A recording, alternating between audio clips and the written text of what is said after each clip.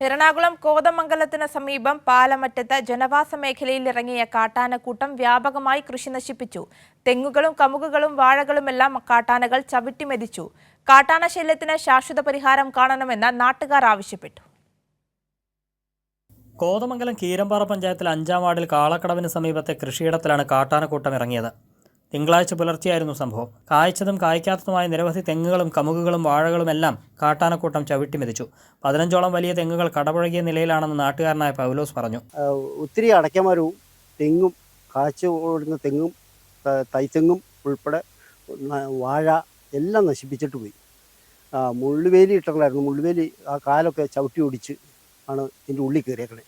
വന്യമൃഗശല്യം മൂലം കർഷകർ അനുഭവിക്കുന്ന ദുരിതത്തിന് ശാശ്വത പരിഹാരമുണ്ടാക്കാൻ ബന്ധപ്പെട്ടവർ അടിയന്തര നടപടി സ്വീകരിക്കണമെന്ന് കീരമ്പാറ പഞ്ചായത്ത് പ്രസിഡന്റ് മാമച്ചൻ ജോസഫ് പറഞ്ഞു. ഇതിപ്പോൾ ഞങ്ങൾ ഇവിടെ നാട്ടുകാർ പറഞ്ഞു മടുത്തത്. കാരണം ആനശല്യവും പന്നിശല്യവും കുരങ്ങശല്യവും മലയാളം ശല്യം അങ്ങനെ നിരവധി കാട്ടുമൃഗങ്ങളുടെ ശല്യം മുഖാന്തരം ഇവിടെ കർഷകർക്ക് കൃഷി പോലും ചെയ്യാൻ പറ്റാത്തൊരവസ്ഥയിലേക്ക് വരികയാണ്. ഇപ്പോൾ ഫെൻസിങ്ങുമായി ബന്ധപ്പെട്ട് നമ്മൾ ഗവൺമെൻറ് തീരുമാനമെടുത്താണ്. പക്ഷെ വനം വകുപ്പിൻ്റെ ഒരു വികൃതിപരമായ അല്ലെങ്കിൽ വിചിത്രമായ ഒരു തീരുമാനം കാരണമാണ് ഇപ്പോൾ ഫെൻസിംഗ് സ്ഥാപിക്കാമെന്ന് ഞങ്ങൾ മനസ്സിലാക്കുന്നത്. ആലുവ കേന്ദ്രീകരിച്ച് പ്രവർത്തിക്കുന്ന ഒരു സെമിനാരിയുടെ ഉടമസ്ഥതയിലുള്ള 9 ഏക്കർ സ്ഥലത്തെ കൃഷിയാണ് ആനക്കൂട്ടം നശിപ്പിച്ചത്. 4 ലെയറുള്ള കമ്പിവേലി തകർത്താണ് ആനകൾ അകത്ത് കടന്നത്.